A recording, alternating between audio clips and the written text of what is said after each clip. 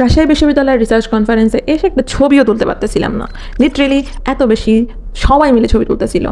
তো প্রথমে দেখতে পারলেন যে আমরা ব্যাগগুলো কালেক্ট করছি এবং আমাদের অনেক ম্যাটেরিয়ালস দেওয়া হয়েছিল, সেগুলো আমরা কালেক্ট করলাম বুথ থেকে। Business science and social science faculty সবার জন্য আলাদা আলাদা বুথ ছিল। তো আমরা বুথ থেকে সব কিছু কালেক্ট করে নিয়ে, লজিস্টিক কালেক্ট করে নিয়ে আমরা ছবি তুলে রুমে চলে আসলাম এবং অনেক ভালো ভালো ইন্সপায়ারিং কথা শুনলাম। কি নোট স্পিকার ছিল, আবার বাড়িতে ঘুরে ফিরে আসলাম। এরপরে যখন লাস্টে নেটওয়ার্কিং সেশন ছিল, তো সেখানে আমি অনেক দারুণ দারুণ মানুষের সাথে পরিচিত হয়েছি এবং তাদের সাথে আমি অনেক মত বিনিময় করছি। আমার ফিউচারে কী নিয়ে কাজ করার ইচ্ছা আছে সেগুলো নিয়ে আলোচনা করছি। দেন চলে গেলাম আমার বাইরে। পরে আজকে আমাদের প্রেজেন্টেশন ছিল না, সো আমি অন্যদের প্রেজেন্টেশন দেখতেছিলাম যে কেমন কী দিব, যেহেতু আমি প্রথমবারের মতন দিব। তো সবারটা ওভারঅল ভালো লাগলো, সবাই মিলে আলোচনা করলাম এবং এভাবে করে দিনটা শেষ হয়ে গেল। লিটারেলি লাস্ট মোমেন্টে দেখেন আমার ফেসের কী অবস্থা। Still Sneha is too much pretty, right? So আজকের জন্য এইটুকুই। আল্লাহ হাফেজ।